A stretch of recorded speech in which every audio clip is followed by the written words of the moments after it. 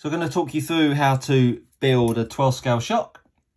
I'm currently building my new X-Ray X12 22 car, and in the kit comes 450 CST. Again, adjust for taste. I've got the spring, got the various components as well, obviously, to make this all happen. So first things first, I am going to put the piston on. And when you put the piston on for the first time, you just want to make sure that there are no marks or bits left over from the mouldings. They've come off nice and clean. Just be nice and gentle with that. Then I'm going to pop on the E-clip.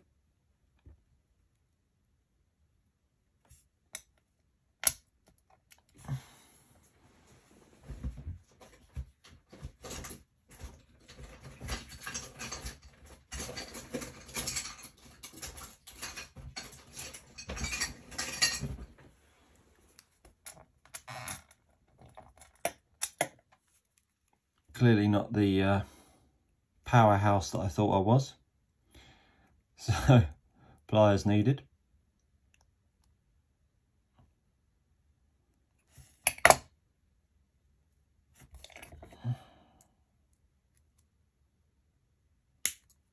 we go. That's that popped on. Then the piston goes on top of that, followed by the second E-clip. Fortunately, there are spares that come in the kit with the E-clip, because these are untraceable if they ping off. So there's the piston on. Then I'm just going to soak the O-ring in oil. I have to say that, you know, from moving away from the X-Ray just for a year or so onto the Schumacher, not having a center shock was an interesting time, which was good. You know, nice to sample both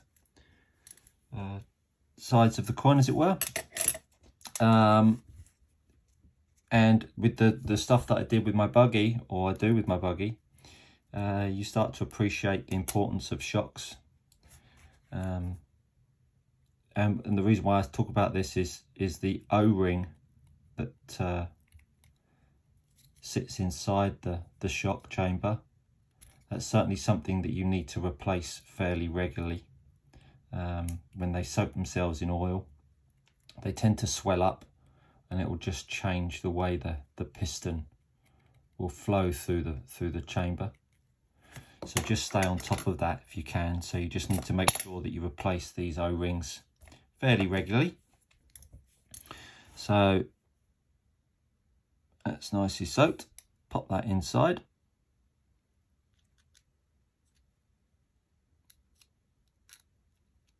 Followed by the plastic shim, as it were. Pop that in there. Making sure that everything sits flush. That's lovely. And then I'm going to screw the cap on.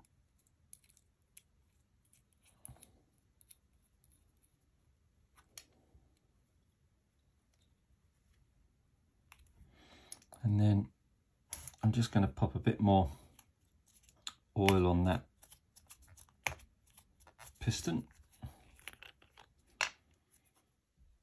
just because I know it's already got oil on it in the O-ring, but just don't want any opportunity to anything to bind up. And I'll put the piston in.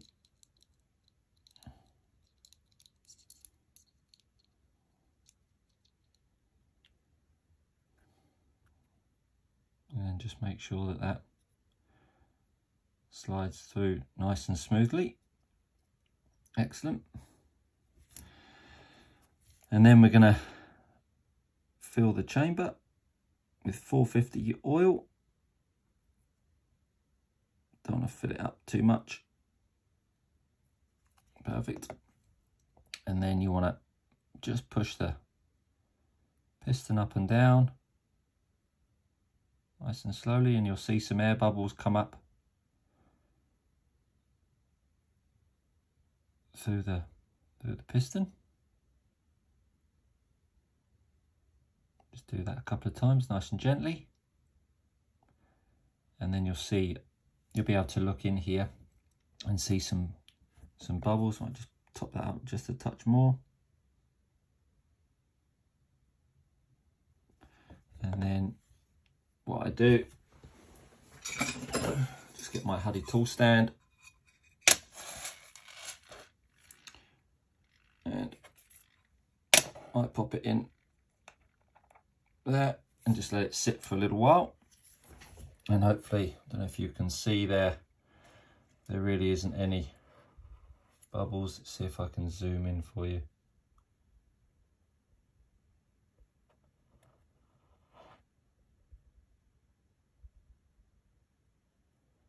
There we go. It's a pretty neat picture. So you can see all the way through there down to the O-ring on the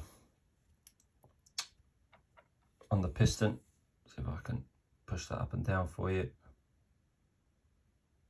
That's super clear there. Oh. Sorry about my terrible fingernails.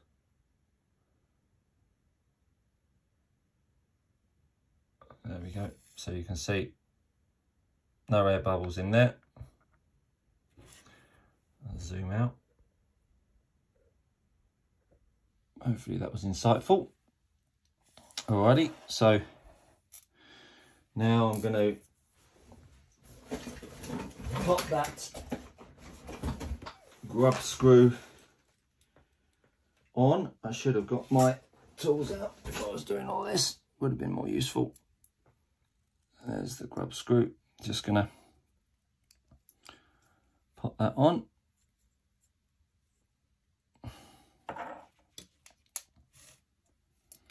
And now I'm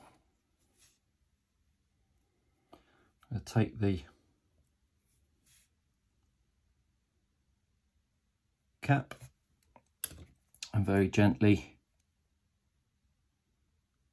push it in, not too hard, just want to make all the excess oil disappear. Just going to push the piston up halfway.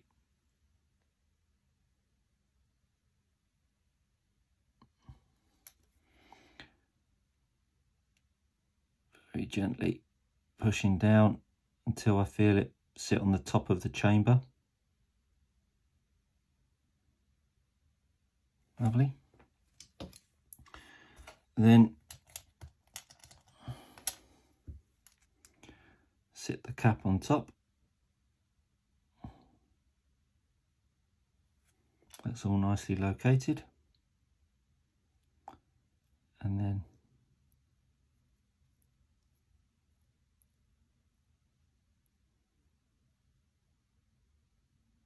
screw the cap down.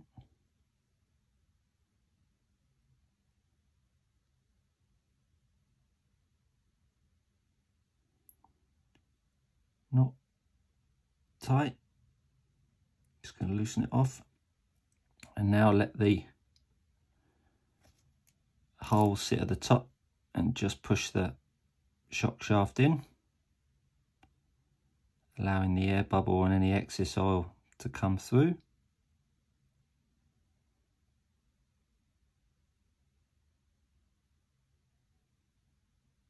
And once I feel it reach the end,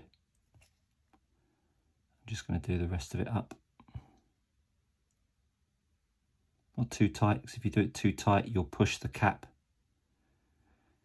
back into the chamber.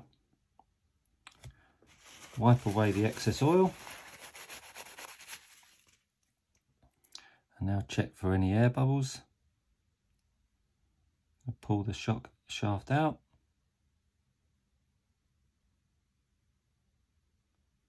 push it back in. If there's any air bubbles in there, you'll feel it a little notchy. That's nice and smooth. You can see that that's got about 50% rebound. Push it in. It's got a touch less than that, perhaps. That's pretty much where I have it set. So now, I'm just going to screw the spring adjuster down. Now a little tip Alex Hagberg gives is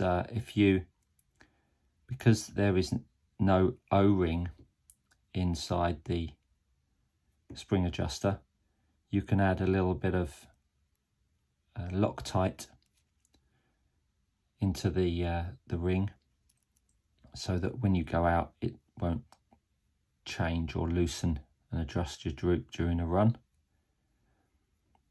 So I'll do that once I've got myself the shock adjusted. If you need to find out how to adjust the shock with droop, I've got a video on my channel under 12 scale tips and tricks. Find that. Hopefully you find that and you'll make some use of it. So now we've got the other end of the shock to do up. Let's screw that most of the way down. And I'm going to loosen this all the way off. I'm going to pop the shock in.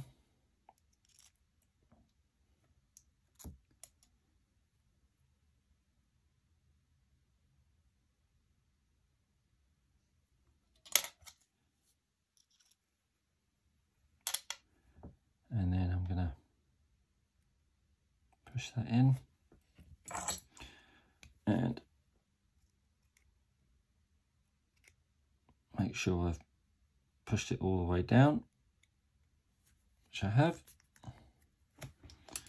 and then I'm going to tighten up the cap.